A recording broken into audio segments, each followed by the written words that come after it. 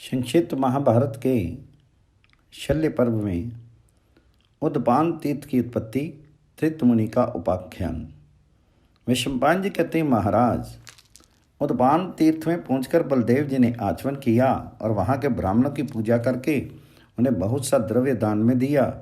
वहां जाने से उनको बड़ी प्रसन्नता हुई। उस तीर्थ में पहले त्रित मुनि रहा करते थे। वे बड़े तपस्वी और धर्मपरायण थे। उन्होंने वहाँ कुएं में रहकर ही सोमपान किया था। उनके 2 भाई थे जो उन्हें कुएं में छोड़कर घर चले गए थे। इससे उन्होंने दोनों भाइयों को शाप दे दिया था। राजा जनमेजय ने पूछा, मुनिवर, वह उद्पान अर्थात कुआं तीर्थ कैसे हुआ तथा वे महातपस्वी मुनि उसमें गिरे क्यों? दोनों भाइयों ने उनका परित्याग क्यों किया? वे उन्हें कुएं में छोड़कर क्यों चले गए? वहां रहकर उन्होंने यज्ञ कैसे किया और सोमपान किस तरह किया? ये सब कथा मुझे सुनाइए। तो वैशंपायन जी कहते हैं, राजन, पहले युग की बात है। 3 सहोदर भाई थे जो मुनि वृत्ति से रहा करते थे। उनके नाम थे एकत, द्वित और त्रित। वे सब विद्विता थे और तपस्या में ब्रह्मलोक में स्थान पा चुके थे। उनके धर्मात्मा पिता का नाम गौतम था। गौतम जी अपने पुत्रों के तप, नियम और इंद्रिय निग्रह से उन पर बहुत प्रसन्न रहते थे। कुछ काल के बाद जब गौतम परलोकवासी हो गए तो उनके यजमान लोग उनके पुत्रों का ही आदर सत्कार करने लगे। उनमें भी त्रित मुनि अपने शुभ कर्म और वेद अध्ययन के द्वारा पिता के समान ही सम्मानित हुए। एक दिन की बात है, दोनों भाई एकत और द्वित यज्ञ और धन के लिए चिंता करने लगे। उन्होंने सोचा, हम लोग त्रित को साथ लेकर यजमानों का यज्ञ करावें और दक्षिणा के रूप में बहुत से पशु प्राप्त करें। फिर यज्ञ करके प्रसन्नतापूर्वक सोमपान करेंगे। ऐसा विचार करके वे दोनों भाई यजमानों के पास गए और उनसे विधि पूर्वक यज्ञ करवाकर उन्होंने बहुत सारे पशु प्राप्त किए। उन सब को लेकर वे पूर्व दिशा की ओर चले। त्रित मुनि तो हर्ष में भरे हुए आगे आगे चलते थे और एकत तथा द्वित पीछे रहकर पशुओं को हाँकते जाते थे। पशुओं का वह महान संग्रह देखकर एकत और द्वित के मन में ये चिंता समाई कि कौन सा उपाय हो जिससे वे गौवें त्रित को ना मिलकर सब हमारे भी पास रह जाएं। फिर वे परस्पर कहने लगे, त्रित तो विद्वान है, उसे और भी बहुतेरी मिल जाएंगी। इन गौओं को तो हम दोनों ही मिलकर अन्यत्र हाँक ले चलें और त्रित को अलग कर दें, उसकी जहाँ इच्छा हो चला जाए। इस प्रकार सलाह करते हुए वे मार्ग तय कर रहे थे। रात्रि का समय था। रात्रि में एक भेड़िया खड़ा था। पास ही सरस्वती के तट पर एक बहुत बड़ा कुआं था। त्रित मुनि की दृष्टि उस भेड़िए पर पड़ी। उसे देखते ही वे भयभीत होकर भागे और दौड़ते दौड़ते उस कुएं में जा पड़े। भीतर से उन्होंने आर्तनाद किया। उनके दोनों भाइयों ने उसे सुना भी, परंतु उन्हें निकालने की चेष्टा नहीं की। भेड़िया का भय तो था ही, लोभ ने भी उन्हें अपने चुंगल में फंसा रखा था। इसलिए त्रित को कुएं में छोड़कर वे चले तेरे बने। उस कुएं में पानी का नाम नहीं था, सिर्फ बालू भरा हुआ था। सब और घास और लताएं बढ़ गई थी, जिससे उनका ऊपरी भाग ढका रहता था। अपने को कुएं में गिरा देखकर त्रित को मृत्यु का भय हुआ। उसकी सोमपान की इच्छा अभी निवृत्त नहीं हुई थी। बुद्धिमान तो वे थे ही। सोचने लगे, इसमें रहकर मैं सोमपान कैसे कर सकता हूँ। इतने में कुएं के भीतर फैली हुई एक लता पर उनकी दृष्टि पड़ी। फिर उन्होंने बालू भरे कूप में जल की भावना करके संकल्प द्वारा अग्नि की स्थापना की। फिर अपने में होतृत्व की और उस लता में सोम की भावना करके मन ही मन ऋक, यजु और साम का चिंतन किया। इसके बाद कंकरों में शिला की भावना करते हुए उस पर पीसकर लता से सोम रस निकाला। फिर पानी में घी का संकल्प करके उन्होंने देवताओं के भाग नियत किए और सोम रस तैयार करके वेद मंत्रों का तुमल नाद किया। महात्मा त्रित की वह वेद ध्वनि स्वर्ग तक गूंज उठी। देव पुरोहित बृहस्पति जी को भी वह सुनाई पड़ी। उसे सुनकर उन्होंने सब देवताओं से कहा, त्रित मुनि का यज्ञ हो रहा है, वहाँ हम लोगों को चलना चाहिए। वे बड़े तपस्वी हैं, यदि नहीं चलेंगे तो क्रोध में आकर दूसरे देवताओं की सृष्टि काट डालेंगे। बृहस्पति जी की बात सुनकर सब देवता एक साथ हो त्रित मुनि का यज्ञ हो रहा था वहीं गए। वहां पहुंचकर उन्होंने उस कूप को देखा और यज्ञ में दीक्षित हुए त्रित मुनि का भी दर्शन किया। वे बड़े तेजस्वी दिखाई दे रहे थे। देवताओं ने कहा, हम अपना भाग लेते आए हैं। त्रित ने कहा, देवताओं देखो मैं किस दशा में पड़ा हुआ हूँ। ये कहकर उन्होंने मंत्र पढ़ते ही विधि पूर्वक देवताओं को उनके भाग अर्पण किए। इससे देवता लोग बहुत प्रसन्न हुए और मुनि से बोले, आप इच्छा अनुसार वर मांगिए। तो मुनि ने कहा, इस कुएं से मेरी रक्षा करो तथा जो मनुष्य इसमें आचमन करे उसे सोमपान करने वाले की गति प्राप्त हो। राजन, तीर्थ मुनि के इतना कहते ही कुएं में तरंगमालाओं से शोभित सस्ती नदी लहरा उठी।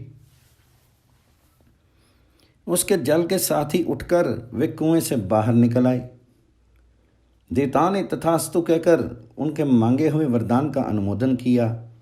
तत्पश्चात वे अगले अपने अपने धाम को चले गए। तीर्थ मुनि भी प्रसन्नतापूर्वक अपने घर आए। वहां अपने दोनों भाइयों को देखकर उन्हें बड़ा क्रोध हुआ, इसलिए उन्होंने बहुत कठोर वचन सुनाकर उन दोनों को शाप दिया। तुम लोग पशु के लालच में पड़कर जो मुझे कुएं में ही छोड़कर भाग आए हो, ये महान पाप किया है। इसके कारण तुम दोनों भयंकर भेड़िए हो जाओ और अपनी बड़ी बड़ी दाढ़ें लिए इधर उधर भटकते फिरो। तुमसे गवे, रीछ और वानर आदि पशुओं की उत्पत्ति होगी।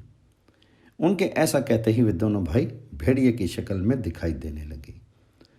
बलदेव जी ने नदी के भीतर स्थित उद्पान तीर्थ का दर्शन करके उसकी बड़ी प्रशंसा की। फिर उनके जल से आचमन करके वहाँ के ब्राह्मणों की पूजा की और उन्हें नाना प्रकार के दान दिए। तत्पश्चात वह विंशन तीर्थ में गई। महाभारत के शल्य पर्व में विंशन आदि तीर्थों का वर्णन, नैमिषीय तथा सप्त सारस्वत तीर्थों का विशेष वृत्तांत। संजय कहते हैं, महाराज वहाँ सस्ती नदी जमीन के भीतर अदृश्य रूप से बहती है, इसलिए ऋषिगण उसे विंशन तीर्थ कहते हैं। बलदेव जी वहाँ आचमन करके आगे बढ़े और सस्ती के उत्तम तट पर सुभौमिक नाम वाले तीर्थ में जा पहुँचे। वहाँ उन्हें बहुत से गंधर्व और अप्सराएं दिखाई पड़ी। उस तीर्थ में स्नान करके तथा दान करके वे गंधर्व तीर्थ में गए, जहाँ तपस्या में लगे हुए विश्वावसु आदि प्रधान गंधर्व गाना बजाना तथा नृत्य कर रहे थे। उस तीर्थ में स्नान करके बलदेव जी ने ब्राह्मणों को सोना चांदी आदि विविध वस्तुओं का दान किया। फिर उन्हें भोजन कराकर बहुमूल्य वस्तुएं देकर उनकी कामनाएं पूर्ण की। तत्पश्चात वे गर्ग स्तोत्र नामक तीर्थ में गए, जहाँ वृद्ध गर्ग ने तपस्या करके अपने अंतःकरण को पवित्र किया था तथा काल का ज्ञान, काल की गति, नक्षत्रों और ग्रहों की गति का उल्ट फेर, भयंकर उत्पात और शुभ शकुन आदि ज्योतिष शास्त्र के विषयों की पूर्ण जानकारी प्राप्त की थी। उनके नाम पर यह तीर्थ गर्ग स्तोत्र कहा जाने लगा। वहाँ पर बलदेव जी ने ब्राह्मणों को विधि पूर्वक धन दान किया और नाना प्रकार के पदार्थ भोजन कराकर शंख तीर्थ से पदार्पण किया। वहाँ उन्होंने मेरुगिरी के समान एक बहुत ऊंचा शंख देखा, जो अनेकों ऋषियों से सेवित था। वही सरस्वती के तट पर एक बहुत बड़ा वृक्ष था, जहाँ हजारों की संख्या में यक्ष, विद्याधर, राक्षस, पिशाच तथा सिद्ध रहते थे। वे सब अन्न त्याग करके व्रत और नियमों का पालन करते हुए समय समय पर उस वृक्ष का फल ही खाया करते थे। वहाँ बलदेव जी ने ब्राह्मणों की पूजा करके उन्हें बर्तन और वस्त्र दान किए। इसके बाद वे परम पवित्र द्वैत वन में आए। उस वन में रहने वाले ऋषि मुनियों का दर्शन करके उन्हें वहाँ के तीर्थ जल में डुबकी लगाई और ब्राह्मणों की पूजा करके उन्हें विविध प्रकार के भोज्य पदार्थ दान किए। फिर वहाँ से चलकर वे सस्ती के दक्षिण भाग में थोड़ी ही दूर पर स्थित नागधन्वा तीर्थ में गए, जहाँ नित्य 14,000 ऋषि मौजूद रहते हैं। उसी स्थान पर देवताओं ने वासुकी को सर्पों का राजा बनाकर अभिषेक किया था। वहाँ किसी को भी सांपों के डसने का भय नहीं रहता। बलदेव जी ने वहाँ भी ब्राह्मणों को ढेर के ढेर रत्न दान किए। फिर वे पूर्व दिशा की ओर चल दिए, जहाँ पग पग पर लाखों तीर्थ प्रकट हुए हैं। उन सब तीर्थों में उन्होंने गोते लगाए और ऋषियों के बताए अनुसार व्रत नियम आदि का पालन किया। फिर सब प्रकार के दान करके वे अपने अभीष्ट मार्ग की ओर चल दिए। जाते जाते वहां पहुंचे जहां पश्चिम की ओर बहने वाली सस्ती नदी नमेशरणवासी मुनियों के दर्शन की इच्छा से पुनः पूर्व दिशा की ओर लौट पड़ी है। उसे पीछे की ओर लौटी देख बलदेव जी को बड़ा आश्चर्य हुआ। जन्मेजय ने पूछा, ब्राह्मण, सस्ती नदी पूर्व की ओर क्यों लौटी? बलभद्र जी के आश्चर्य का कोई कारण होना चाहिए। उस नदी के इस प्रकार पीछे लौटने में क्या हेतु हुए? तो वैशंपायन जी ने कहा, राजन, सतयुग की बात है। नमीशरण के तपस्वी ऋषियों ने मिलकर 12 वर्षों में समाप्त होने वाला एक महान सत्र आरंभ किया। उसमें सम्मिलित होने के लिए बहुत से ऋषि पधारे थे। जब सत्र समाप्त हुआ उस समय भी तीर्थ के कारण वहाँ बहुत से ऋषि महर्षियों का शुभ आगमन हुआ। उनकी संख्या इतनी अधिक होगी कि सस्ती के दक्षिण किनारे के तीर्थ नगरों के समान मनुष्यों से भर गए।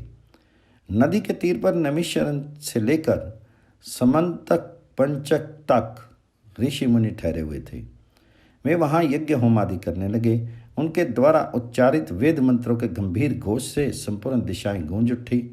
महाराज, उन ऋषियों से सुप्रसिद्ध बालखिल्य, अश्मकुट, दंतौलुखली और प्रसंखायन भी थे। कोई हवा पीकर रहता था, कोई पानी। बहुतेरे तपस्वी पत्ते चबा कर रहते थे। सब लोग मिट्टी की वेदी पर सोते और नाना प्रकार के नियम में लगे रहते थे। वे सब ऋषि सस्ती के निकट आकर उनकी शोभा बढ़ाने लगे, किंतु वहाँ तीर्थभूमि में उन्हें रहने की जगह नहीं दिखाई दी।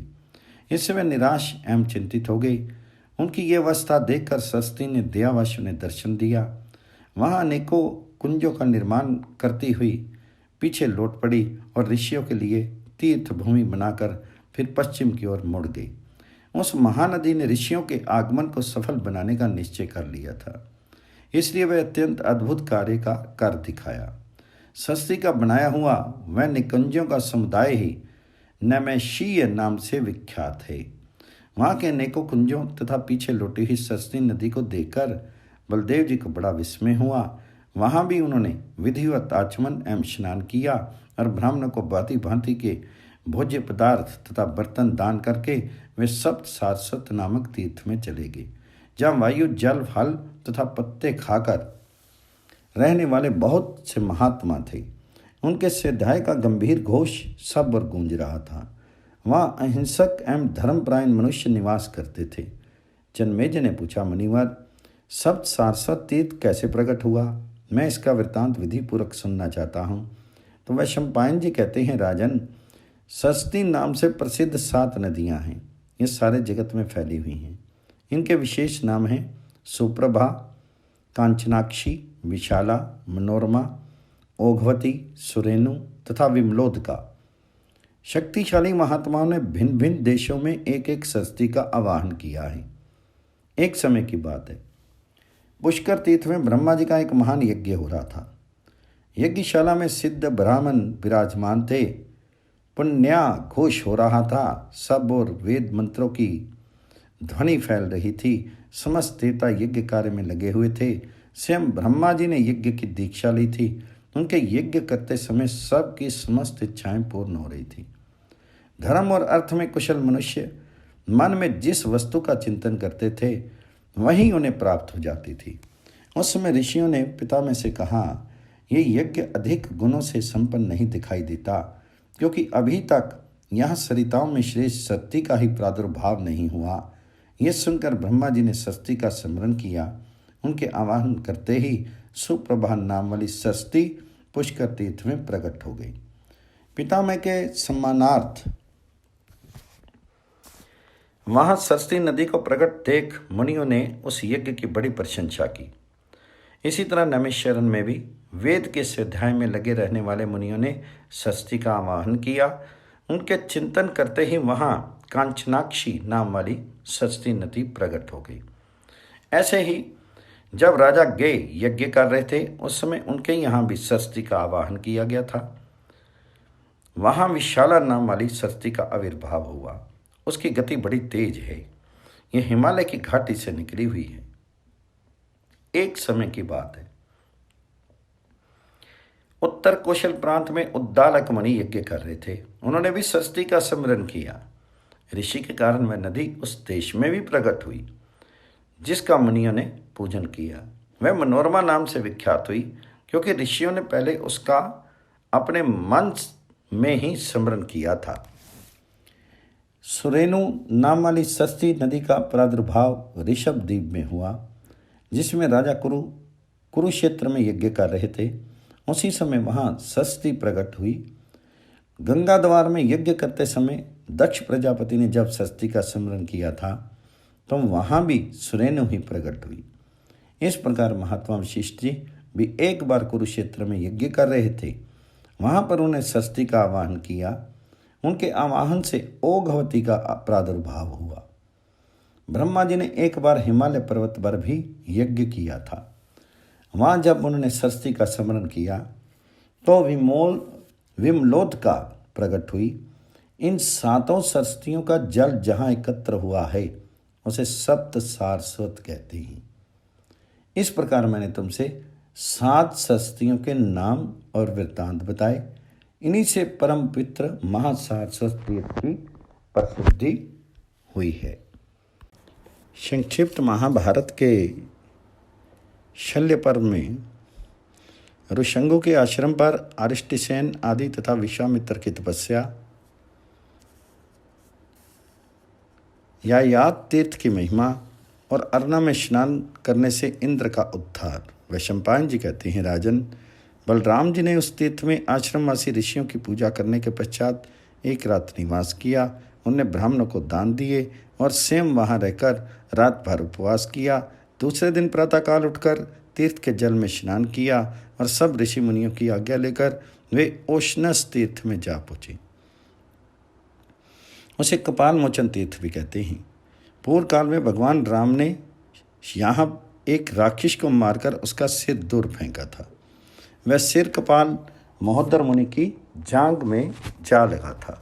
वहीं पर उस मुनि ने मुक्ति पाई थी तथा वहीं शुक्राचार्य जी ने तप किया था, जिससे उनके हृदय में संपूर्ण नीति विद्या स्फुरित हुई थी। बलराम जी ने उस तीर्थ में पहुंचकर ब्राह्मणों को विधिपूर्वक धन का दान किया। तत्पश्चात वह रूपंगु के आश्रम में गए, जहां अरिष्टसेन ने घोर तपस्या की। रूपंगु मुनि ने वहीं अपने देह का त्याग किया था। उसकी कथा इस प्रकार है। रूपंगु एक बूढ़े ब्राह्मण थे। वे सदा तपस्या में ही लगे रहते थे। एक दिन बहुत सोच विचार करके उन्होंने अपना देह त्यागने का निश्चय किया। उस समय उन्होंने अपने सब पुत्रों को बुलाकर कहा, मुझे पृथुदक तीर्थ में ले चलो। उनके पुत्र भी बड़े तपस्वी थे। वे अपने पिता को अत्यंत वृद्ध जानकर सरस्वती नदी के पृथुदक तीर्थ पर ले गए।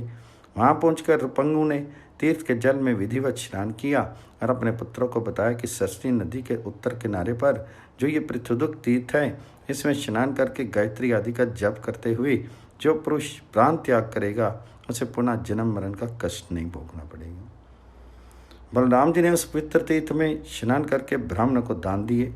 इसके बाद उस स्थान पर पद अर्पण किया जहाँ लोक पिता में ब्रह्मा जी ने लोकों की सृष्टि प्रारंभ की थी, तथा जहाँ अरिष्टसेन, सिंधुदीप, देवापी और विश्वामित्र आदि राज ऋषियों ने महान तप करके ब्रह्मत्व प्राप्त किया था। जन्मेजय ने पूछा, मुनिवर, अरिष्टसेन ने किस प्रकार महान तप किया? सिंधुदीप, देवापी तथा विश्वामित्र ने भी कैसे ब्राह्मणत्व प्राप्त किया? ये सब बातें मुझे बताइए। तो वैशंपायन जी ने कहा, राजन, सतयुग की बात है। एक अरिष्टसेन नाम वाले ब्राह्मण थे जो गुरु के घर में रहकर सदा वेदों के अध्ययन में लगे रहते थे। यद्यपि उन्होंने बहुत अधिक समय तक गुरुकुल में निवास किया, तथापि न तो उनकी विद्या समाप्त हुई और न उन्हें वेदों का ही पूरा अभ्यास हुआ। इससे वे मन ही मन बहुत दुखी हुए और कठोर तपस्या में लग गए। उस तप के प्रभाव से उन्हें वेदों का उत्तम ज्ञान प्राप्त हुआ। अब वे विद्वान होने के साथ ही सिद्ध हो गए। उन्होंने उस तीर्थ में 3 वरदान दिए। आज से जो मनुष्य सरस्वती नदी के इस तीर्थ में डुबकी लगाएगा उसे अश्वमेध यज्ञ का पूरा फल मिलेगा। यहाँ सर्पों का भय नहीं रहेगा तथा थोड़े समय तक भी इस तीर्थ का सेवन करने से महान फल की प्राप्ति होगी। इस प्रकार ऋषंगों के आश्रम पर ही अरिष्टसेन मुनि को सिद्धि प्राप्त हुई थी। फिर वहीं राजऋषि सिंधुदीप एवं देवापी ने तप करके ब्राह्मणत्व प्राप्त किया था तथा सदा तप में लगे रहने वाले विश्वामित्र जी को भी वहीं ब्राह्मणत्व प्राप्त हुआ था। इनकी कथा इस प्रकार है। पृथ्वी पर एक गाधी नाम से विख्यात महान राजा राज्य करते थे। विश्वामित्र उन्हीं के पुत्र थे। कहते हैं राजा गाधी बड़े योगी थे। उन्होंने अपने पुत्र विश्वामित्र को राज्य देकर स्वयं देह त्याग देने का विचार किया। उस समय प्रजाजनों ने राजा को प्रणाम करके कहा, महाराज आप वन में मत जाइए, हमारी महान भय से रक्षा कीजिए। प्रजा के ऐसा कहने पर गाधी ने कहा, मेरा पुत्र संपूर्ण जगत की रक्षा करने वाला होगा। ये कहकर उन्होंने विश्वामित्र को राज्य सिंहासन पर बिठा दिया और स्वयं शीर त्याग करके स्वर्ग की डाली। विश्वामित्र राजा तो हुए, किंतु बहुत यत्न करने पर भी वे पृथ्वी की पूर्णता रक्षा नहीं कर सके। एक दिन उन्होंने सुना कि प्रजा पर राक्षसों का महान भय बढ़ा हुआ है। अतः वह चित्रंगनी सेना साथ लेकर राजधानी से निकल पड़े। बहुत दूर तक रास्ता तय कर लेने के पश्चात वे वशिष्ठ मुनि के आश्रम पर पहुँचे। वहाँ उनके सैनिकों ने नाना प्रकार के अत्याचार किए। इतने में वशिष्ठ मुनि आश्रम पर आए। उन्होंने देखा कि ये महान वन सब ओर से उजाड़ दिया जा रहा है, तो अपनी कामधेनु गौ से कहा, तो भयंकर भीलों को उत्पन्न कर। ऋषि की आज्ञा पाकर धेनु ने भयंकर मनुष्यों को प्रकट किया, जिन्होंने विश्वामित्र की सेना पर धावा करके उसे चारों ओर भगा दिया। विश्वामित्र ने जब सुना कि मेरी सेना भागी, तो उन्होंने तपस्या को ही सबसे बढ़कर माना और मन ही मान तप करने का निश्चय किया। तत्पश्चात वे सरस्वती के उपयुक्त तीर्थ में ही आए और चित्त को एकाग्र करके व्रत और नियमों का पालन करते हुए शीर को सुखाने लगे। कुछ काल तक जल पीकर रहे, फिर वायु का आहार करने लगे। इसके बाद पत्ते चबा कर रहने लगे। इतना ही नहीं, वे खुले मैदान में जमीन पर सोने तथा और भी बहुत से नियमों का पालन करने लगे। तदंतर देवताओं ने उनके व्रत में विघ्न डालना आरंभ किया, किंतु किसी तरह उनका मन नहीं टिक सका। वे बहुत प्रयत्न करके अनेकों प्रकार के तप करने लगे। उस समय वे सूर्य के समान तेजस्वी दिखाई देने लगे। उन्हें ऐसी कठोर तपस्या में लगे देखकर ब्रह्मा जी आए और उन्हें वर मांगने के लिए कहा। विश्वामित्र ने यही वर मांगा कि मैं ब्राह्मण हो जाऊं। ब्रह्मा जी ने तथास्तु कहकर उनकी प्रार्थना स्वीकार कर ली। इस प्रकार महायशस्वी विश्वामित्र कठोर तपस्या के द्वारा ब्राह्मणत्व पाकर कृतार्थ हो गए। उस तीर्थ में पहुंचकर बलराम जी ने श्रेष्ठ ब्राह्मणों की पूजा करके उन्हें बहुत सा धन, दूध देने वाली गौएं, वाहन, बिछौने, वस्त्र, आभूषण तथा खाने पीने की सुंदर वस्तुएं दान की। इसके बाद वे बक और दालभ्य मुनि के आश्रम में गए, जहाँ वेद मंत्रों की ध्वनि गूंजती रहती है। वहाँ पहुंचकर उन्होंने ब्राह्मणों को रथ, हीरे, माणिक्य तथा अन्न, धन आदि दान किए। वहाँ से ययाति तीर्थ में गए, जहाँ राजा ययाति के यज्ञ में सरस्वती नदी ने घी और दूध की धारा बहाई थी। वही यज्ञ करके ययाति ने ऊपर के लोकों में गमन किया था। सरस्वती ने राजा ययाति की उदारता तथा अपने प्रति उनके सनातन भक्ति देखकर उनके यज्ञ में आए हुए ब्राह्मणों की सारी कामनाएं पूर्ण की थी। राजा का यज्ञ वैभव देखकर देवता और गंधर्व बहुत प्रसन्न थे, परंतु मनुष्यों को बड़ा आश्चर्य होता था। उस तीर्थ में भी नाना प्रकार के दान करके बलराम जी वशिष्ठापवा तीर्थ में गए। वहीं स्थानु तीर्थ है, जहाँ वशिष्ठ और विश्वामित्र ने तपस्या की थी तथा जहाँ देवताओं ने कार्तिकेय जी का सेनापति के पद पर अभिषेक किया था। इस तीर्थ में स्नान करने से देवराज इंद्र को ब्रह्म हत्या के पाप से छुटकारा मिला था। जन्मेजय ने पूछा, ब्राह्मण, इंद्र को ब्रह्म हत्या का पाप कैसे लगा तथा इस तीर्थ में स्नान करके उन्हें उससे छुटकारा किस तरह मिला? तो वैशंपायन जी ने कहा, राजन, प्राचीन काल की बात है। नमुची इंद्र के भय से डर कर सूर्य की किरणों में समा गया था। तब इंद्र ने उससे मित्रता कर ली और ये प्रतिज्ञा की कि मैं ना तो तुम्हें गीले हथियार से मारूंगा, ना सूखे से, ना दिन में मारूंगा, ना रात में। ये बात मैं सत्य की सगुन दिखा के कहता हूँ। इस प्रकार की प्रतिज्ञा कर लेने पर एक दिन जब कि चारों ओर कुहासा छा रहा था, इंद्र ने पानी के फैन से नमुची का सिर काट दिया। वह कटा हुआ मस्तक इंद्र के पीछे पीछे गया और बोला, मित्र की हत्या करने वाले पापी कहाँ जाता है? इस प्रकार जब उस मस्तक ने बारंबार टोका तो इंद्र घबरा उठे। उन्होंने ब्रह्मा जी के पास जाकर ये सब समाचार सुनाया। सुनकर ब्रह्मा जी ने कहा, इंद्र, तुम अरुणा नदी के तट पर जाओ। पूर्व काल में सरस्वती ने गुप्त रूप से जाकर अरुणा को अपने जल से पूर्ण किया था। अतः वह अरुणा तथा सरस्वती का पवित्र संगम है। वहाँ जाकर यज्ञ और दान करो उसमें गोता लगाने से इस भयंकर पाप से मुक्त हो जाओगे। ब्रह्मा जी के ऐसा कहने पर इंद्र सरस्वती के तटवर्ती निकुंज में गए और वहाँ यज्ञ करके उन्होंने अरना में डुबकी लगाई।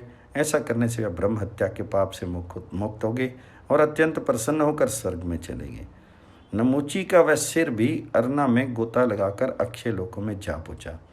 बलभद्र जी ने उस तीर्थ में स्नान करके नाना प्रकार के दान किए और वहाँ से सोम तीर्थ की ओर यात्रा की। पूर्व काल में सोम ने वहाँ राजस्व यज्ञ किया था जिसमें अत्रि मुनि होता बने थे। उस यज्ञ की समाप्ति हो जाने पर दानव, दैत्य तथा राक्षसों का देवताओं के साथ भयंकर युद्ध हुआ जिसे तारक संग्राम कहते हैं। उसमें स्वामी कार्तिकेय ने तारकासुर को मारा था। उसी तीर्थ में कार्तिकेय जी देव सेना के सेनापति बनाए गए तथा सदा के लिए उन्होंने वहाँ अपना निवास बना लिया। वहीं वरुण का भी जल के राज्य पर अभिषेक हुआ था। बलदेव जी ने उस तीर्थ में स्नान करके स्वामी कार्तिकेय का पूजन किया और ब्राह्मण को स्वर्ण, वस्त्र तथा आभूषण दान किए। फिर एक रात वहाँ निवास करके उन्हें बड़ी प्रसन्नता हुई। महाभारत के शल्य पर्व में सोम तीर्थ, अग्नि तीर्थ और बदरपाचन तीर्थ की महिमा। जन्मेजय ने पूछा, मुनिवर, देवताओं ने सोम तीर्थ में वरुण का किस तरह अभिषेक किया, उसकी कथा मुझे सुनाइए। तो वैशंपायन ने कहा, राजन, पहले सतयुग की बात है। समस्त देवता वरुण के पास जाकर बोले, भगवान, देवराज इंद्र जैसे सदा हम लोगों की भय से रक्षा करते हैं, उसी प्रकार आप भी सब सरिताओं का पालन कीजिए। समुद्र में आपका निवास होगा और समुद्र सदा आपके अधीन रहेगा। चंद्रमा के घटने बढ़ने के साथ ही आपकी भी हानि और वृद्धि होगी। वरुण ने एवं वस्तु कहकर देवताओं की प्रार्थना स्वीकार कर ली।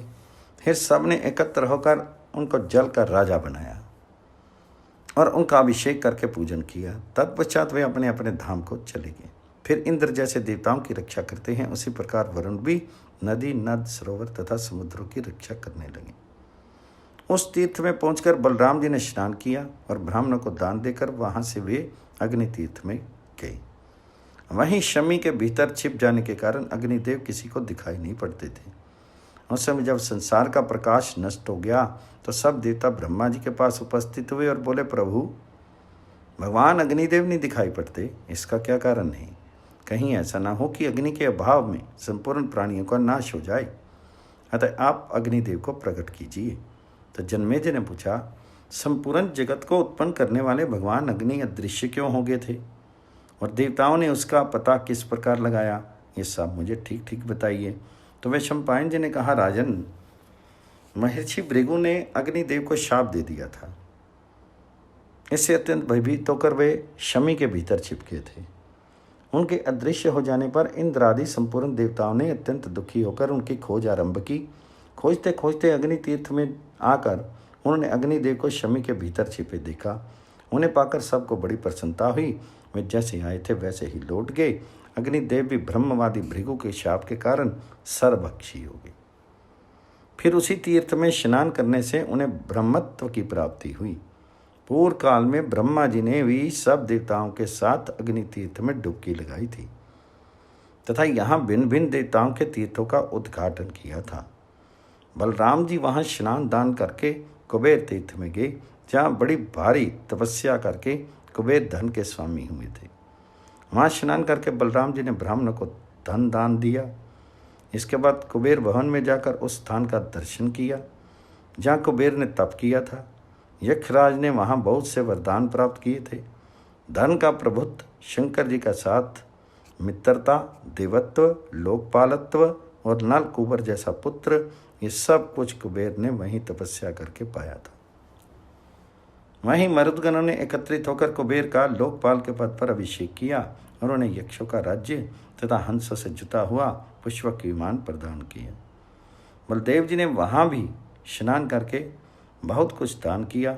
इसके बाद वे बदरपाचन नामक तीर्थ में गए। वहाँ पूर्व काल में भारद्वाज की अनुपम रूपवती कन्या श्रुतावती ने इंद्र को अपना पति बनाने के लिए उग्र तपस्या की थी।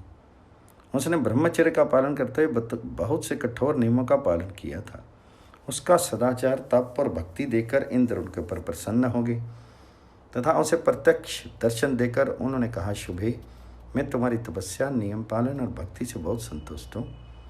इसलिए तुम्हारा मनोरथ पूर्ण होगा और ये शरीर त्याग करके तुम मेरे साथ स्वर्गलोक में निवास करोगे। महाभागे, इस पवित्र तीर्थ में अरुंधति सहित सब ऋषि रहा करते हैं। एक दिन वे अरुंधति को यहाँ अकेली छोड़कर स्वयं जीविका निर्वाह के लिए फल मूल लाने को हिमालय पर चले गए। वहाँ उस समय 12 वर्षों के लिए वर्षा रुक गई थी। जब ऋषियों को वहाँ कुछ भी नहीं मिला तो वे आश्रम बनाकर रहने लगे। इधर कल्याणी अरुंधति निरंतर तपस्या में संलग्न होगी। उसे कठोर नियम का पालन करती देख वरदायक भगवान शंकर अत्यंत प्रसन्न होकर ब्राह्मण का रूप बनाकर वहाँ आए और बोले, कल्याणी, मैं भिक्षा चाहता हूँ। अरुंधति ने कहा, विप्रवर, अन्न तो समाप्त हो गया है, सिर्फ थोड़े से बेर रखे हैं, उन्हें खा लीजिए। महादेव जी ने कहा, शुभे, इन फलों को आग पर पका दो। ये सुनकर अरुंधति ब्राह्मण देवता का प्रिय करने के लिए फलों को प्रज्वलित अग्नि पर रखकर पकाने लगी। उस समय उसे परम पवित्र, मनोहर एवं दिव्य कथाएं सुनाई देने लगी। वह बिना खाए ही बेर पकाती और कथा सुनती रही। इतने में 12 वर्षों की वह भयंकर अनावृष्टि समाप्त हो गई। वह दारुण समय उसे एक दिन के समान ही प्रतीत हुआ। तदनंतर सप्तऋषि भी फल लेकर वहाँ आ गए। तब भगवान जी ने प्रसन्न होकर कहा, धर्म को जानने वाली देवी, अब तुम पहले की भांति इन ऋषियों की सेवा करो। तुम्हारा तप और नियम देखकर मुझे बड़ी प्रसन्नता हुई है। ये कहकर भगवान शंकर जी ने अपना स्वरूप प्रकट किया और ऋषियों से उनके महत्वपूर्ण आचरण का वर्णन करते हुए, मुनियों, तुमने हिमालय की घाटी में रहकर जिस तप का उपार्जन किया है और इस अरुंधति ने यही रहकर जो तप किया है, इन दोनों में कोई समानता नहीं है। अरुंधति का ही तप श्रेष्ठ है। इसने 12 वर्षों तक बिना भोजन किए बेर पकाते हुए दुष्कर तप का अनुष्ठान किया है। इसके बाद उन्होंने पुनः अरुंधति से कहा, कल्याणी, तुम्हारे मन में जो अभिलाषा हो वरदान मांग लो। तब वह बोली, भगवान, यदि आप प्रसन्न हैं तो ये स्थान बदरपाचन नामक तीर्थ हो जाए और सिद्धों तथा देव ऋषियों को यह बहुत प्रिय जान पड़े। जो मनुष्य इस तीर्थ में पवित्रतापूर्वक 3 रात्रि निवास और उपवास करे, उसे 12 वर्षों तक तीर्थ सेवन एवं उपवास करने का फल प्राप्त हो। भगवान शंकर जी ने एवमस्तु कहकर उनके वर का अनुमोदन किया। फिर सप्तऋषियों द्वारा की हुई स्तुति सुनकर वे अपने धाम को चले गए। अरुंधति इतने वर्षों तक भूख प्यास सहकर भी ना तो थकी और ना उसके बदन पर उदासी ही छाई। उसको इस अवस्था में देखकर ऋषियों को बड़ा आश्चर्य हुआ। इस प्रकार अरुंधति ने यहाँ परम सिद्धि प्राप्त की थी। तुमने भी मेरे लिए अरुंधति की भी भांति उत्तम व्रत का पालन किया है। मैं तुम्हारे नियम से संतुष्ट होकर इस तीर्थ के संबंध में एक विशेष वरदान देता हूँ। जो मनुष्य इस तीर्थ में स्नान करके एकाग्रचित्त होकर एक रात भी यहाँ निवास करेगा, वह देह त्यागने के पश्चात परम दुर्लभ लोकों में जाएगा। वैशंपायन जी कहते हैं, पवित्र चरित्र वाली श्रुतावती से ऐसा कहकर इंद्र स्वर्ग को चले गए। उनके जाते ही वहाँ फूलों की वर्षा होने लगी, देवताओं की धुंधुवियाँ बज उठी, सुगंधित हवा चलने लगी। उसी समय श्रुतावती भी शीत त्याग करके स्वर्ग चली गई और वहाँ इंद्र की पत्नी के रूप में रहने लगी। बलभद्र जी उस बदरपाचन तीर्थ में स्नान करके ब्राह्मणों को धन देकर इंद्र तीर्थ में चले गए। महाभारत के शल्य पर्व में इंद्र तीर्थ और आदित्य तीर्थ की महिमा, देवल जगिष्य मुनि तथा वृद्ध कन्या क्षेत्र की कथा। वैशंपायन जी कहते हैं, वहाँ जाकर बलराम जी ने विधिवत स्नान किया और ब्राह्मणों को धन और रत्न दान किए। इंद्र तीर्थ में देवराज ने 100 यज्ञ किए थे, जिनमें बृहस्पति जी को बहुत सा धन दिया गया था। अनेकों प्रकार की दक्षिणाएं बांटी गई थी। इस प्रकार 100 यज्ञ पूर्ण करने के कारण इंद्र शतक्रतु के नाम से विख्यात हुए और उन्हीं के नाम पर वह परम पवित्र कल्याणकारी एवं सनातन तीर्थ इंद्र तीर्थ कहलाने लगा। वहाँ स्नान दान करने के पश्चात बलराम जी राम तीर्थ में पहुँचे, जहाँ परशुराम जी ने अनेकों बार शत्रु का संहार करके इस पृथ्वी पर विजय पाई और कश्यप मुनि को आचार्य बनाकर वाजपेयी तथा 100 अश्वमेध यज्ञ किए। उन्होंने समुद्र सहित संपूर्ण पृथ्वी को दक्षिणा के रूप में दे दी और भी नाना प्रकार के दान देकर वे वन में चले गए थे। उस पावन तीर्थ में रहने वाले मुनियों को सादर प्रणाम करके बलराम जी जमुना तीर्थ में आए, जहाँ वरुण ने राजसूय यज्ञ किया था। वहाँ ऋषियों की पूजा करके उन्होंने सबको संतुष्ट किया तथा दूसरे याचकों को भी उसकी इच्छा अनुसार दान दिया। इसके बाद वे आदित्य तीर्थ में गए, जहाँ भगवान सूर्य ने परमात्मा का यजन करके ज्योतियों का आधिपत्य तथा अनुपम प्रभाव प्राप्त किया था। इसके सिवा इंद्र आदि संपूर्ण देवता, विश्वदेव, मरुदगण, गंधर्व, अप्सरा, द्वैपायन, व्यास, शुकदेव तथा दूसरे अनेकों योग सिद्ध महात्माओं ने भी सरस्वती के उस पवित्र तीर्थ में सिद्धि प्राप्त की। पूर्व काल में वहाँ देवल मुनि गृहस्थ धर्म का आश्रय लेकर रहते थे। वे बड़े धर्मात्मा तथा तपस्वी थे। मन, वाणी तथा क्रिया से भी समस्त जीवों के प्रति समान भाव रखते थे। क्रोध तो उन्हें छू नहीं गया था। उनके कोई निंदा करे या स्तुति, वे सबको समान समझते थे। अनुकूल या प्रतिकूल वस्तु की प्राप्ति होने पर उनकी वृत्ति एक सी ही रहती थी। वे धर्मराज के समान समदर्शी थे। स्वर्ण और मिट्टी के ढेले को एक ही नज़र से देखते थे। देवता, अतिथि तथा ब्राह्मणों की सदा पूजा किया करते और प्रतिदिन ब्रह्मचर्य की रक्षा करते हुए धर्मचरण में संलग्न रहते थे। एक दिन जगिष्य मुनि उस तीर्थ में आए और अपनी योग शक्ति से भिक्षुक का रूप बनाकर देवल के आश्रम पर रहने लगे। महर्षि जगिष्य सिद्धि प्राप्त योगी थे और सदा योग में ही उनकी स्थिति रहती थी। यद्यपि जगिष्य देवल के आश्रम पर ही रहते थे, तो भी देवल मुनि उन्हें दिखाकर योग साधना नहीं करते थे। इस तरह दोनों को वहाँ रहते हुए बहुत समय बीत गया। तदनंतर कुछ काल तक ऐसा हुआ कि जगिष्य मुनि सदा नहीं दिखाई देते, केवल भोजन के समय ही देवल के आश्रम पर उपस्थित होते थे। उस समय देवल अपनी शक्ति के अनुसार शास्त्रीय विधि से उनका पूजन एवं आतिथ्य सत्कार करते थे।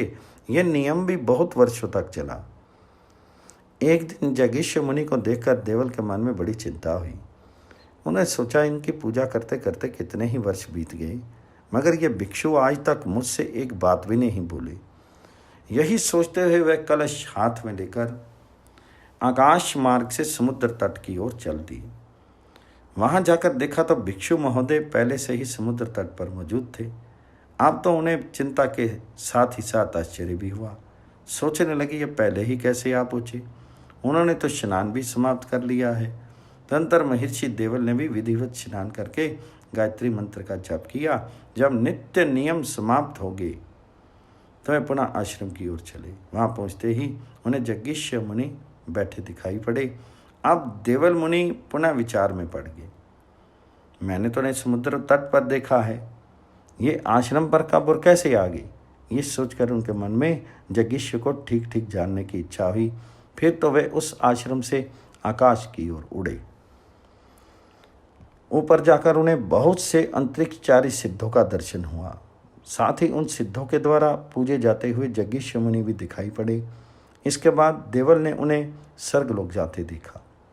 वहाँ से पितृलोक में, पितृलोक से यमलोक में, वहाँ से चंद्रलोक में तथा चंद्रलोक से एकांत में यज्ञ करने वाले अग्निहोत्रियों के उत्तम लोकों में उन्हें गमन करते हुए देखा। इस तरह दर्श पौर्णमास याग करने वाले के लोकों में तथा अन्य बहुतेरे लोकों में भी वे जाते दिखाई पड़े। रुद्रों, वसुओं तथा बृहस्पति के स्थान पे भी वे पहुंच पाए गए। तत्पश्चात वे पतिव्रताओं के लोकों में जाकर अंतर्ध्यान हो गए। फिर देवल मुनि ने उन्हें नहीं देख सके। तब उन्होंने जगिष्य के प्रभाव, व्रत और अनुपम योग सिद्धि के विषय में विचार करते हुए सिद्धों से पूछा, अब मुझे महान तेजस्वी जगिष्य नहीं दिखाई देते, आप लोग उनका पता बतावें। तो सिद्धों ने कहा, देवल, जगिष्य ब्रह्मलोक में चले गए, वहाँ तुम्हारी गति नहीं है। सिद्धों की बात सुनकर देवल मुनि क्रमशः नीचे के लोकों में होते हुए भूमि पर उतरने लगे। जब अपने आश्रम पर पहुंचे तो वहां पहले से ही बैठे हुए जगिष्य पर उनकी दृष्टि पड़ी। वे उनके तप पर योग का प्रभाव दे चुके थे, इसलिए अपनी धर्मयुक्त शुद्ध बुद्धि से कुछ देर विचार किया। फिर विनय अवनत होकर वे मुनि की शरण में गए और बोले, भगवान, मैं मोक्ष धर्म का आश्रय लेना चाहता हूँ। उनकी बात सुनकर और संन्यास लेने का विचार जानकर यज्ञेश्वर ने उन्हें ज्ञान उपदेश किया। साथ ही योग की विधि बताकर शास्त्र के अनुसार कर्तव्य अकर्तव्य का भी उपदेश दिया। मुनिवर देवल ने भी गृहस्थ धर्म का परित्याग करके मोक्ष धर्म में प्रीति लगाई और परासिद्धि एवं परम योग को प्राप्त किया। राजा जन्मेजय, यज्ञेश्वर और देवल दोनों महात्माओं का जहाँ आश्रम था वह उत्तम स्थानीय तीर्थ बन गया। बलराम जी ने उस तीर्थ में आचमन करके ब्राह्मण को दान किया और अन्य धार्मिक कार्य संपन्न करके वे वहाँ से चलकर सारस्वत तीर्थ में पहुँचे, जहाँ पूर्व काल में जब 12 वर्षों तक वर्षा नहीं हुई थी, उस समय सरस्वती पुत्र सारस्वत मुनि ने ब्राह्मण को वेद पढ़ाया था। सारस्वत मुनि के नाम से प्रसिद्ध हुए उस तीर्थ में धन दान करके बलराम जी वहाँ से आगे बढ़े और जहाँ वृद्ध कन्या ने तप किया था उस प्रसिद्ध तीर्थ में जा पहुँचे। जन्मेजय ने पूछा, मुनि, पूर्व काल में कुमारी ने किस उद्देश्य से तप किया था और उस तप में किन नियमों का पालन किया गया था? जिस प्रकार वह तपस्या में प्रवृत्त हुई उसका सारा वृत्तांत बताइए। वैशंपायन जी ने कहा, राजन, प्राचीन काल में एक कुनिगर्ग नामक महान यशस्वी ऋषि हो गए हैं। उन्हें बड़ी तपस्या करके अपने मन से ही एक सुंदरी कन्या उत्पन्न की। पुत्री को देखकर मुनि को बड़ी प्रसन्नता हुई। कुछ काल के पश्चात वह इस शरीर का त्याग करके स्वर्ग में चले गए। अब आश्रम का भार उस कन्या के ही ऊपर आ पड़ा। मैं बहुत क्लेश उठाकर उस तपस्या में संलग्न हुई और निरंतर उपवास करती हुई पितरों तथा देवताओं की पूजा करने लगी। उसे उग्र तपस्या करते बहुत समय बीत गया। वह बूढ़ी और दुबली हो गई। तब उसने परलोक में जाने का विचार किया। उसकी देह त्याग की इच्छा देख नारद जी ने आकर कहा, देवी, तुम्हारा तो अभी विवाह भी नहीं हुआ है, फिर तुम्हें उत्तम लोक कैसे मिल सकते हैं? ये बात मैंने देवलोक में सुनी है। तुमने तपस्या तो बहुत बड़ी की, पर तुम्हें उत्तम लोगों पर अधिकार नहीं प्राप्त हो सका। नारद जी की बात सुनकर वह ऋषियों की सभा में जाकर बोली, जो कोई मेरा पानी ग्रहण करेगा उसे मैं अपनी तपस्या का आधा भाग दे दूंगी।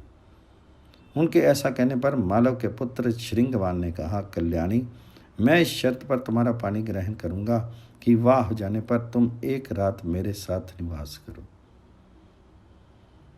वृद्धा कुमारी ने हाँ कहकर अपना हाथ मुनि के हाथ में दे दिया। गालव नंदन ने शास्त्रीय विधि के अनुसार हवन आदि करके उसका पानी ग्रहण संस्कार किया। रात्रि के समय वह सुंदरी तरनी बनकर मुनि के पास गई। उस समय उनके सिर पर दिव्य वस्त्र और आभूषण शोभा पा रहे थे। दिव्य हार तथा दिव्य अंगरागों की सुगंध फैल रही थी। उनकी छवि से चारों ओर प्रकाश सा हो रहा था। उसे देखकर श्रृंगवान ऋषि को बड़ी प्रसन्नता हुई। उन्होंने एक रात उनके साथ निवास किया। सवेरा होते ही वह मुनि से बोली, विप्रवर, आपने जो शर्त की थी उसके अनुसार मैं आपके साथ रह चुकी, अब आज्ञा दीजिए, मैं जाती हूँ। ये कहकर वे वहाँ से चल दी। जाते जाते ने उसने फिर कहा, जो अपने चित्त को एकाग्र करके देवताओं की तृप्त करके इस तीर्थ में एक रात निवास करेगा, उसे 58 वर्षों तक ब्रह्मचर्य पालन करने का फल मिलेगा। ऐसा कहकर वह साध्वी देह त्याग करके स्वर्ग में चली गई और मुनि उनके दिव्य रूप का चिंतन करते हुए बहुत दुखी हो गए। उन्होंने प्रतिज्ञा के अनुसार उसके तप का आधा भाग ले लिया और उससे अपने को सिद्ध बनाकर फिर उसी की गति का अनुसरण किया। राजन, यही वृद्ध कन्या का परिचय है जो तुम्हें सुना दिया। बलराम जी ने इसी तीर्थ में आने पर शल्य की मृत्यु का समाचार सुना था। वहां भी उन्होंने ब्राह्मणों को बहुत कुछ दान किया। तत्पश्चात समंत पंचक द्वार से निकलकर उन्होंने ऋषियों से कुरुक्षेत्र सेवन का फल पूछा। तब उन महात्माओं ने बलराम जी से उस क्षेत्र के सेवन का ठीक ठीक फल बताया। महाभारत के शल्य पर्व में समंतक पंचक तीर्थ कुरुक्षेत्र की महिमा तथा नारद जी के कहने से बलदेव जी का भीम और दुर्योधन का युद्ध देखने जाना। ऋषियों ने कहा, बलराम जी, समंत पंचक क्षेत्र सनातन है। ये प्रजापति की उत्तर वेदी कहलाता है। प्राचीन काल में देवताओं ने यहाँ बहुत बड़ा यज्ञ किया था तथा बुद्धिमान महात्मा राज ऋषि कुरु ने पहले बहुत वर्षों तक इस क्षेत्र की जमीन जोती थी, इसलिए उन्हीं के नाम पर यह कुरुक्षेत्र कहा जाने लगा। बलराम जी ने पूछा, मुनिवरों, महात्मा कुरु ने इस क्षेत्र में हल क्यों चलाया? ऋषियों ने कहा, बलराम जी, पूर्व काल में राजा कुरु जब यहाँ प्रतिदिन उठकर हल चलाया करते थे, उन्हीं दिनों की बात है, इंद्र ने स्वर्ग से आकर कुरु से इसका कारण पूछा। राजन, आप इतना बड़ा प्रयास क्यों कर रहे हैं? यहाँ की जमीन जोतने से आपको क्या अभिप्राय है? तो कुरु ने कहा, इंद्र, जो लोग इस क्षेत्र में मरेंगे वे पुण्यवानों के लोक में जाएंगे। ये जवाब सुनकर इंद्र को हंसी आ गई। वे चुपचाप स्वर्ग लौट गए। इससे राज ऋषि कुरु का उत्साह कम नहीं हुआ। वे वहाँ की जमीन जोतने में लगे ही रह गए। इंद्र ने कई बार आकर प्रश्न किया, किंतु वही उत्तर पाकर वह हर बार लौट गए। कुरु ने भी कठोर तपस्या के साथ हल जोतना आरंभ किया। तब इंद्र ने उनका मनोभाव देवताओं से कह सुनाया। सुनकर देवता बोले, अगर संभव हो तो राज ऋषि को वरदान देकर राजी कर लीजिए, नहीं तो यदि वे अपने प्रयत्न में सफल हो गए और मनुष्य यज्ञ किए बिना ही स्वर्ग में आने लगे तो हम लोगों का यज्ञ भाग नष्ट हो जाएगा।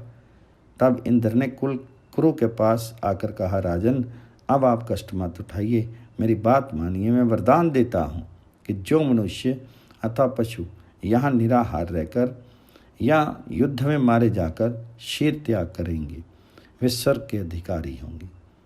राजा कुरु ने बहुत अच्छा कहकर इंद्र की आज्ञा स्वीकार की और इंद्र भी राजा की अनुमति लेकर प्रसन्नतापूर्वक स्वर्ग को चले गए। बलराम जी, इस प्रकार शुभ उद्देश्य से राज ऋषि कुरु ने इस क्षेत्र को जोता था।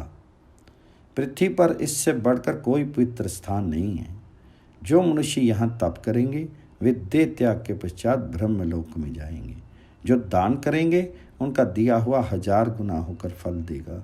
जो सदा यहाँ निवास करेंगे उन्हें यमराज के राज्य में नहीं जाना पड़ेगा। यदि राजा लोग यहाँ आकर बड़े बड़े यज्ञ करेंगे तो जब तक ये पृथ्वी कायम रहेगी तब तक के लिए उन्हें स्वर्ग में रहने का सौभाग्य प्राप्त होगा। साक्षात इंद्र ने भी कुरुक्षेत्र के विषय में ये उद्गार प्रकट किया है। कुरुक्षेत्र की धूल भी यदि हवा में उड़कर किसी पापी के ऊपर पड़ जाए तो वह उसे उत्तम लोक में पहुँचाती है। यहाँ बड़े बड़े देवता, उत्तम ब्राह्मण तथा नृग आदि नरेश भी यज्ञ करके उत्तम गति को प्राप्त हो चुके हैं। त्रंतुक से लेकर आरंतक तक तथा रामहद से आरंभ करके यम चक्र तक के बीच का जो स्थान है वही कुरुक्षेत्र एवं समंत पंचक तीर्थ है। इसे प्रजापति की उत्तर वेदी भी कहते हैं। यह क्षेत्र बहुत ही पवित्र एवं कल्याणकारी है। देवताओं ने भी इसका सम्मान किया है। ये सभी सद्गुणों से संपन्न है। अतः यहाँ मरे हुए सब क्षत्रिय अक्षय गति को प्राप्त होंगे। इस प्रकार साक्षात इंद्र ने ये बात कही और ब्रह्मा, विष्णु तथा शिव आदि देवताओं ने इसका समर्थन किया था। वह शंपायन जी कहते हैं, तदनंतर कुरुक्षेत्र का दर्शन और वहाँ बहुत सा दान करके बलराम जी एक दिव्य आश्रम के निकट गए। वहाँ पहुंचकर उन्होंने मुनियों से पूछा, ये सुंदर आश्रम किसका है? तब उन्होंने कहा, बलराम जी, पहले तो यहाँ भगवान विष्णु तपस्या कर चुके हैं, फिर अक्षय फल देने वाले कई यज्ञ भी इस आश्रम पर हुए हैं। बाल्यकाल से ही ब्रह्मचर्य का पालन करने वाले एक सिद्ध ब्राह्मणी भी यहाँ तपस्या कर चुकी है। वह शांडिल्य मुनि की पुत्री थी। ऋषियों की बात सुनकर बलभद्र जी ने उन्हें प्रणाम किया और हिमालय के समीप स्थित उस आश्रम में गए। वहाँ के उत्तम तीर्थ की तथा सरस्वती के उद्गम बहुत स्तोत्र का दर्शन करके उन्हें बड़ा विस्मय हुआ। इसके बाद कारपवन तीर्थ में जाकर उन्होंने वहाँ के स्वच्छ शीतल एवं पवित्र जल में डुबकी लगाई तथा देवताओं और पितरों का तर्पण करके ब्राह्मण को दान दिया। फिर एक रात वहाँ निवास करके वे ब्राह्मणों और सन्यासियों के साथ मित्रवरुण के पवित्र आश्रम पर गए। वह स्थान जमुना के तट पर है। सर्वप्रथम उस स्थान पर आकर इंद्र, अग्नि तथा अरेम्मा बहुत प्रसन्न हुए थे। बलराम जी वहाँ स्नान दान करके ऋषियों और सिद्धों के साथ बैठकर उत्तम कथाएं सुनने लगे। उसी समय देव ऋषि नारद भी जी दंड कमंडल और मनोहर वीणा लिए वहाँ आ पहुँचे। उन्हें आते देखकर बलराम जी उठकर खड़े हो गए और उनका विधिवत पूजन करके उनसे कौरवों का समाचार पूछने लगे। नारद जी ने जिस प्रकार कौरवों का महासंहार हुआ था वह सब ज्यों का त्यों सुना दिया। तब बलभद्र जी ने दुख प्रकट करते हुए कहा, तपोधन, उस क्षेत्र की क्या अवस्था है तथा वहाँ आए हुए राजाओं का क्या दशा हुई है, ये सब संक्षेप के साथ मैं पहले ही सुन चुका हूँ। अब मुझे वहाँ का विस्तृत समाचार जानने की उत्कंठा हो रही है। तो नारद जी ने कहा, भीष्म जी तो पहले ही मारे गए, उनके बाद द्रोणाचार्य, जयद्रथ, कर्ण, उनके पुत्र विप्रलोक पहुँच गए। भूरिश्रवा, शल्य तथा दूसरे महाबली राजाओं की भी यही दशा हुई है। ये सब राजा और राजकुमार दुर्योधन की विजय के लिए अपने प्राणों की बलि दे चुके हैं। अब जो मरने से बचे हैं उनके नाम सुनिए। दुर्योधन की सेना में कृपाचार्य, कृतवर्मा और अश्वत्थामा, ये ही 3 प्रधान वीर बचे हैं। किंतु जब शल्य मारे गए तो ये भी डर के मारे पलायन कर गए। उस समय दुर्योधन बहुत दुखी हुआ और भागकर द्वैपायन सरोवर में जा छिपा। माया से सरोवर का पानी बांधकर वह उसके भीतर सो रहा था। इतने में पांडव लोग भगवान श्री कृष्ण के साथ वहां आ पहुंचे और उसे कड़वी बातें सुनाकर कष्ट पहुंचाने लगे। वह भी बलवान ही ठहरा, इनके ताने क्यों सहता। हाथ में गदा लेकर उठ पड़ा और भीमसेन से युद्ध करने के लिए उनके पास जाकर खड़ा हो गया। अब उन दोनों में भयंकर युद्ध छिड़ने वाला है। यदि आप भी देखने का उत्सुक हो तो शीघ्र जाइए, विलंब मत कीजिए, अपने दोनों शिष्यों का युद्ध देखिए। तो वैशंपायन जी कहते हैं, नारद जी की यह बात सुनकर बलराम जी ने अपने साथ आए हुए ब्राह्मणों की पूजा करके उन्हें विदा कर दिया और सेवकों को द्वारका चले जाने की आज्ञा दी। फिर वे जहाँ सरस्वती का स्तोत्र निकला हुआ है उस श्रेष्ठ पर्वत शिखर से नीचे उतरे और तीर्थ का महान फल सुनकर ब्राह्मणों के समीप उनकी महिमा का इस प्रकार वर्णन करने लगे। सरस्वती के तट पर निवास करने में जो सुख है, आनंद है, वे अन्यत्र कहाँ मिल सकता है। उसमें जो गुण हैं वे और कहाँ हैं। सरस्वती का सेवन करके स्वर्गलोक में पहुँचे हुए मनुष्य उसका सदा ही स्मरण करते रहेंगे। सरस्वती सब नदियों में पवित्र है, वह संसार का कल्याण करने वाली है। सरस्वती को पाकर मनुष्य इस लोक और परलोक में पापों के लिए शोक नहीं करते। तदंतर बारंबार सरस्वती की ओर देखते हुए बलराम जी सुंदर रथ पर सवार हुए और शिष्यों का युद्ध देखने के लिए तेज चाल से चलकर द्वैपायन सरोवर के तट पर जा पहुंचे।